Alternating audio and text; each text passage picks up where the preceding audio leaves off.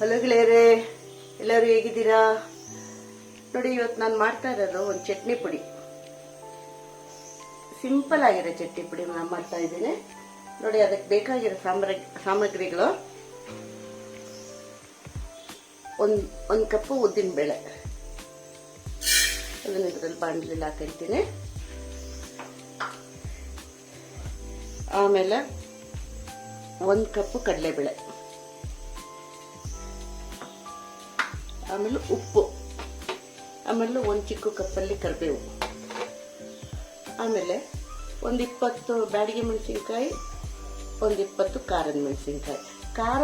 ಖಾರ ಮತ್ತು ಉಪ್ಪು ನೀವು ನಿಮ್ಗೆ ಎಷ್ಟು ಬೇಕೋ ಅದನ್ನು ನೋಡ್ಕೊಂಡು ಹಾಕೊಳ್ಳಿ. ನಾನು 20 ಹಾಕೊಂಡಿದ್ದೀನಿ. ಉಪ್ಪು ಅಷ್ಟೇ, ನಿಮಗೆ ಎಷ್ಟು ಬೇಕೋ ಅಷ್ಟು ಮಾಡ್ಕೊಳ್ಳಿ. ನಾನು ಇದರಲ್ಲಿ 2 ಟೀ ಸ್ಪೂನ್ ಹಾಕೊಂಡಿದ್ದೀನಿ. ಕಲ್ಲುಪ್ಪು ಹಾಕಿದ್ದೀನಿ. ಇದನ್ನು ಸ್ವಲ್ಪ ನಾನು ಬಿಸಿ ಮಾಡ್ಕೊತೀನಿ. ಕರಿಬೇವಿನ ಸೊಪ್ಪನ್ನು ನಾನು ಈಗ ತೊಳೆದ್ಬಿಟ್ಟು ಬಾಡಿಸ್ಕೊತೀನಿ. ಇದನ್ನೆಲ್ಲ ಈಗ ತೊಳಿತೀನಿ. ಇದನ್ನು ಮೆಣಸಿನ್ಕಾಯಿ ಮತ್ತು ಕರಿಬೇವನ್ನ ತೊಳೆದ್ಬಿಟ್ಟು ದಂಟು ತೆಗೆದ್ಬಿಟ್ಟು ನಾನು ಬಾಣಲೆಯಲ್ಲಿ ಹಾಕಿ ಹುರ್ಕೊತೀನಿ. ನೋಡಿ, ಎಲ್ಲ ಹುರಿದಿಟ್ಕೊಂಡಿದ್ದೀನಿ. ಉದ್ದಿನಬೇಳೆ, ಕರಿಬೇವು, ಒಣಮೆಣಸಿನ್ಕಾಯಿ, ಕಡಲೆಬೇಳೆ, ಉಪ್ಪು ಹಾಕಿದ್ದೀನಿ. ಈಗ ಇದನ್ನು ಪುಡಿ ಮಾಡಿದರೆ ಆಯಿತು. ನೋಡಿ, ಚಟ್ನಿ ಪುಡಿ ರೆಡಿ ಆಯಿತು. ಇಷ್ಟೇ, ಇನ್ನೇನು ಮಾಡೋಕ್ಕಿಲ್ಲ.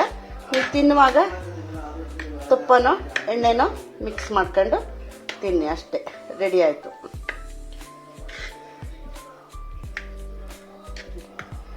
ಚೆನ್ನಾಗಿದೆ, ಖಾರವಾಗಿದೆ, ಉಪ್ಪು ಖಾರ ಎಲ್ಲ ಸರಿಯಾಗಿದೆ. ನೀವೆಲ್ಲರೂ ಮಾಡಿ. ಇಷ್ಟ ಆದರೆ ಲೈಕ್ ಮಾಡಿ, ಶೇರ್ ಮಾಡಿ, ಸಬ್ಸ್ಕ್ರೈಬ್ ಮಾಡಿ. ತಿಂದೆಲ್ಲ ನೋಡಿದ ಮೇಲೆ ಕಮೆಂಟ್ಸ್ ಮಾಡಿ. Thank you very much.